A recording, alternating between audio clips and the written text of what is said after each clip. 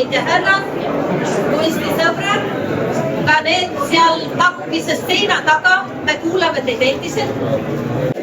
Pisikeses Mikkeli muuseumis on sõbralikult koos suur seltskond Ülo Soosteri kunstikogujaid, Ülo Soosteri uurijaid ja tänulikke vaatajaid.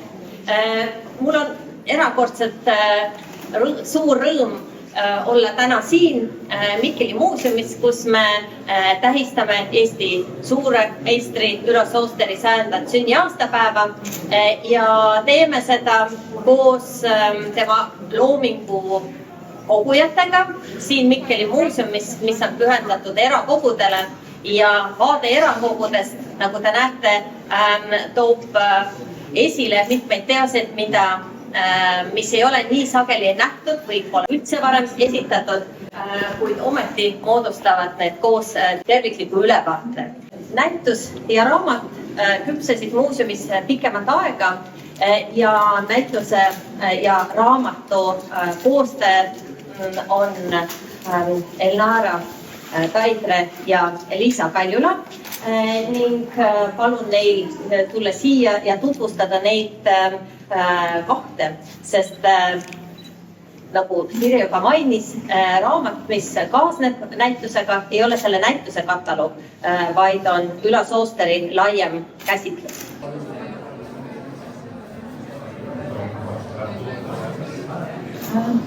Nii nagu meil Elnaraga terve selle pikka protsessi jooksul on alati olnud tööjaotus, kui üks väsib ära, siis on teisel jaksu jätkata ja kui teine väsib ära, siis on esimene puhanud ja saab üle võtta.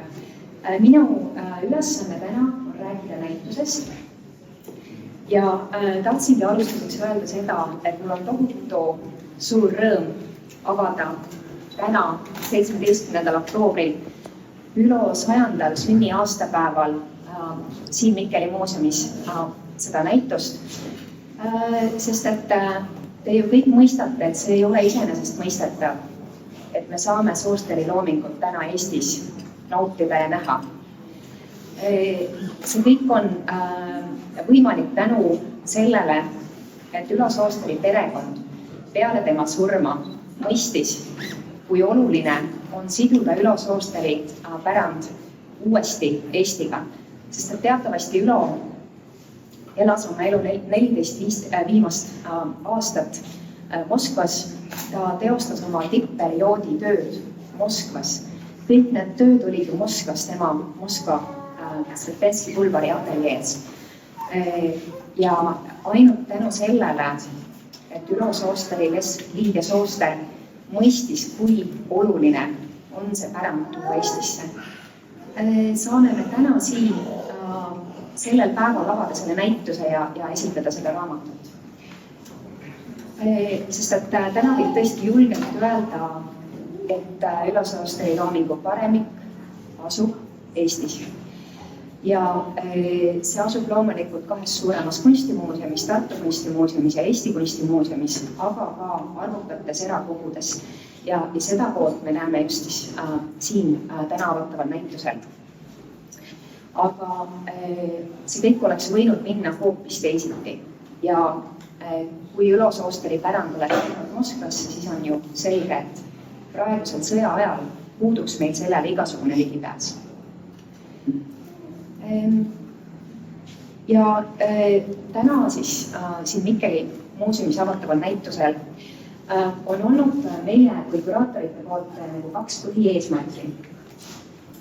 Ühelt poolt näidata Soosteri loomingu vähem tuntud osa, mis asub siis erakogude kaitsvate seinte vahel ja mida laiemal avalikkusel ei ole olnud võimalust näha.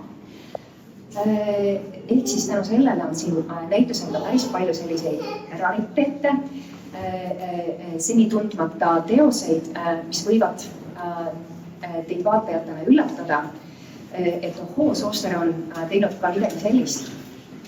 Teiselt poolt oli siiski meie üks eesmärke ka näidata seda, mida te kõik olete tulnud siia täna vaatama. Kadakaid, kalu ja mune. sest et see on see sooster, keda me tunneme hästi. See on see sooster, keda me armastame. Ja tänu erakogude rikkusele on tegelikult olnud võimalik sellel näitusel ka näidata seda armastatud ja tuntud soosterit, kadakaid, kalu ja mune, aga ka erootikat, joonistusi ja maale. See näitus koosneb 17 erakogust laenatud teostest ja nendest erakogudest loomulikult kõige suurem on Soosteri perekonnakogu, kus asub ligi 3000 teost ja kus on meie vahel. Ja perekonnakogu on tegelikult ikkagi siiski üks peamine põhjus, mis võimaldas meil siin näitusel anda Soosterist täiesti retrospektiivne kõiki loomeperioode avav ülevaade. Sest et perekonnakogus tõesti sisaldub kõike. Nii varaseid Hiiumaa ja Tartu perioodi teoseid kui vangilaagriaegset loomingut ja loomulikult Moskva tippperioodi töid. Ja samas teised erakogud väga ilusasti täiendavad seda pilti siin näitusel ja see tuba, kus me praegu asume, see kadakate seeria meie selja taga, on tegelikult muljet avaldav. Ma ei oleks elu sees uskunud, et me suudame välja panna nii efektse kadakate seeria erakogude põhjal, sest et ma arvasin, et kõik paremad kadakad asuvad muuseumides. Aga kõik need kadakad on tõesti pärit erakogudest. Ja ma arvan, et võib-olla näituse väikeseks sissejuhatuseks minu poolt kõik ja ma tahaksin nüüd anda sõna oma kallile kolleegile, kellega me selle teekonna koos läbi tegime ja kellega mul oli tõeline privileeg koos töötada Soosteri vallal Elnara Päina.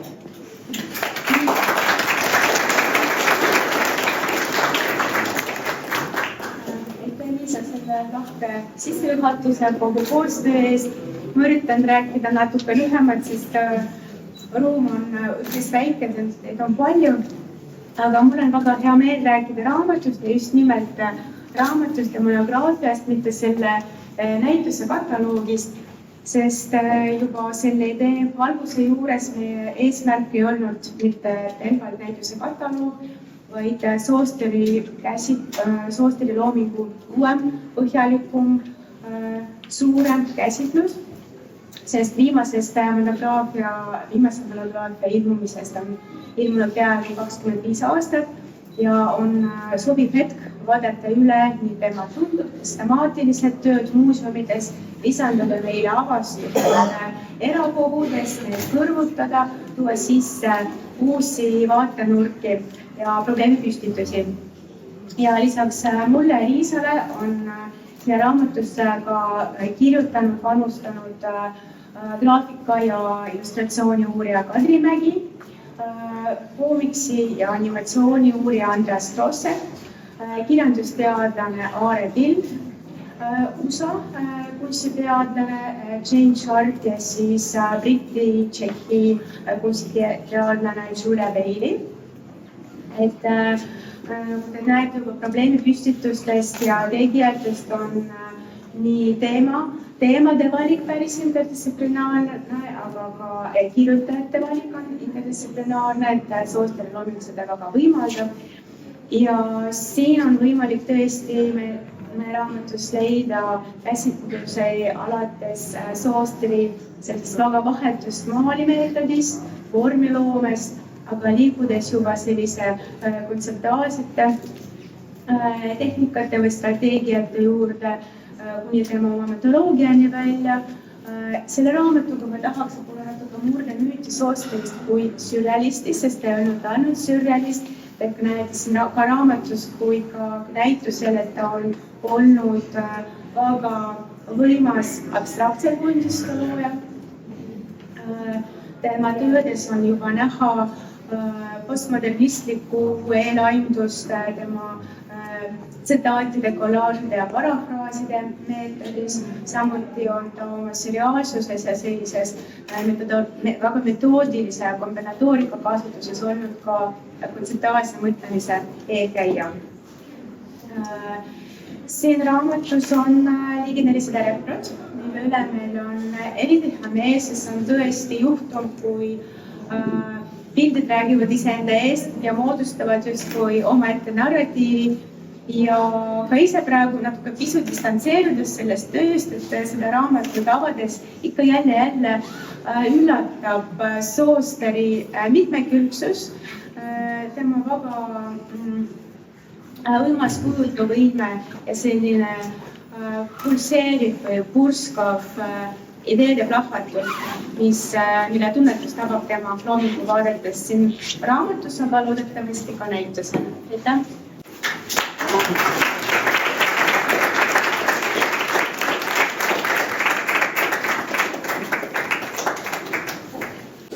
Tundub, et igal suurel meistril peaks olema oma meeskond inimesi, kes hoolitseb kunstniku pärandi selle uurimise populariseerimise eest ja Ülo Soosteri loomingu uurimiseks ja populariseerimiseks on loodud sihtasutus Ülo Sooster, mis nüüd ja edaspidi tegeleb ja aitab Soosteri pärandit orbiidil hoida ja meil on olnud õnn ja rõõm nendega koostöös seda näituse ja raamatuprojekti eest vedada. Ja kogujad Soosteri fondi ja Soosteri perekonna kõikides nendes rollides esineb Benno Ben Sooster, keda me südamlikult tervitame siin näitusel.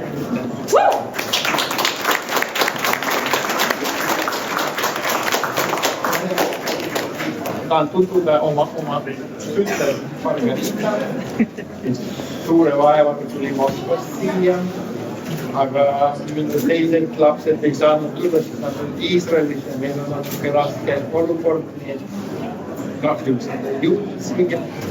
Aga siiski see õhtu on nii rõõmus, et ma arvan, et ma saadan nendele kirjad ja fotod ja nad võtavad meiega kaasa seda rõõmu.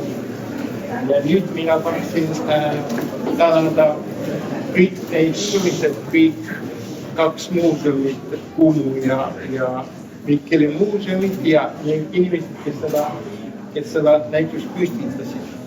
Sest ma olen töötanud ainult Naaraga ja Liisiga, aga ei teadnud, et meil on nii suur meeskond, kes seda aitas teha. Suur tänu teile kõigile, sest see on tõepoolest fantastiline töö ja fantastiline näitus.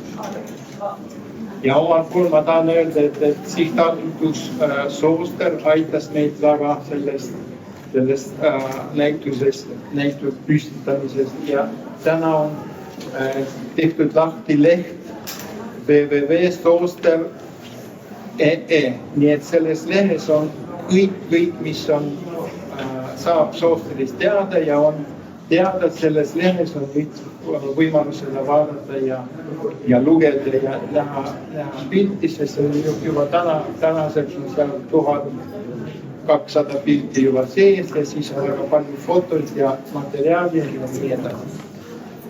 Ja tahtsin öelda, nagu Liisa ütles, et suur tänu minu emale, kes mõtles seda, aga mis ainult tema oli, siis oli suur grupp Moskva kunstnikud, isa sõprad, niimoodi, et öelda, et Ilja Kabakov, Jan Kilevski, Žutovski, Jura Sobolev, kes olid see punt, kes mõtles seda, et ilo peab olema Hiiumaal ja võtsivad esimesed läbirääkimised Tartu muuseumiga, kunstimuuseum.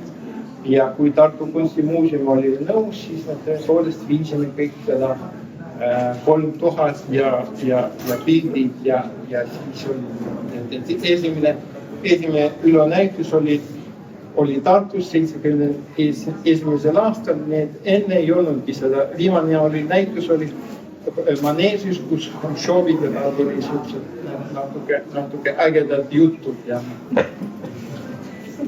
ja kahes kirjas Ülo kirjutab vanaisale, tema isale Johannesele, et vot näed, oli mul mitte räägime, olime natuke vihased üksteise peale selle Hruštšoviga, mis on see on suure riigi peaesimees ja teine on siis põrandaalune kunstnik, kes käis läbi juba gulaagi ja kõik ja siis, kui Hruštšov ütles talle, et ma ei armasta seda kõiki, mis te teete, ma saadan teid jälle üleõppimiseks gulaagi, mille peale Ülo ütles, et mina olen käinud seal.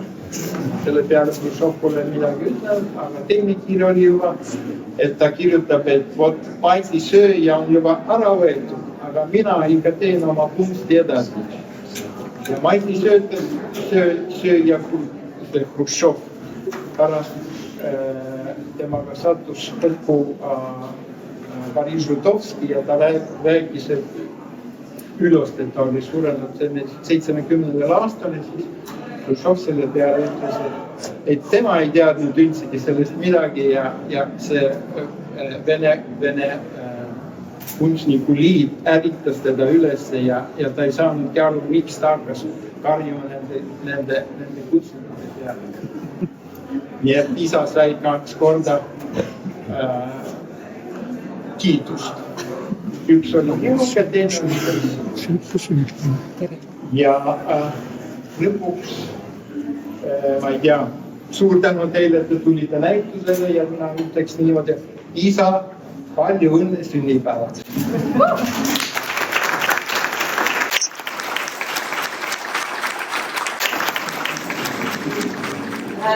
Ja meie nimekiri laenajatest on veel pikem, kui on siis näituse ja raamatu meeskonnal.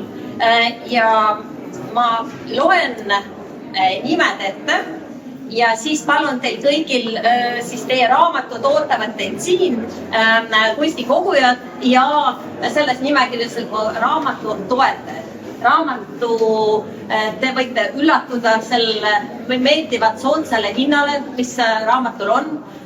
See on kõik tänu sellele, et seda on toetanud annetustega mitmed eraisikud ja Soosteri fond suures mahus, et me saaksime välja anda suure ilusa raamatu kõvakaanelise mahuka, ilusate piltidega, kõikide materjalidega ja anda seda sellisesse tiraažis, et seda peaks jaguma. Vähemalt näituse lõpuni, aga loodetavasti ka pikemalt, aga ikkagi tiraaž ei ole lõpmatu, nii et kes ees, see mees.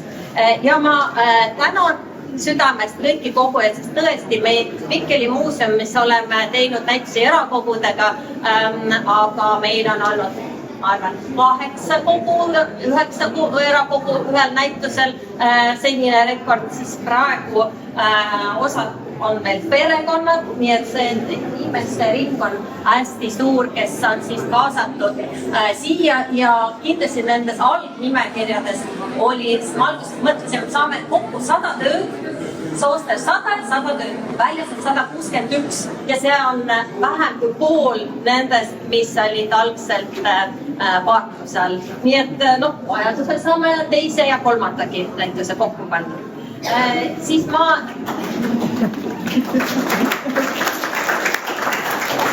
olen siia tänudeks Mihhail Agazov, Eva Vassiljevskaja,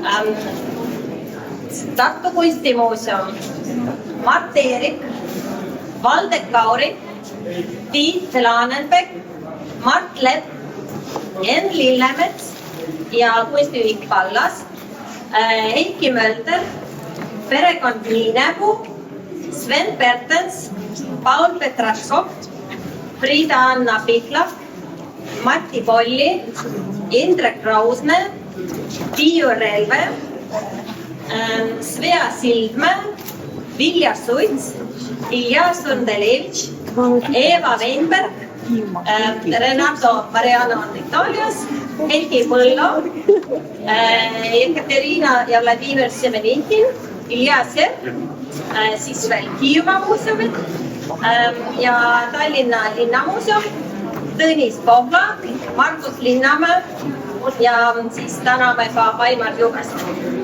Suur tänu kõigile!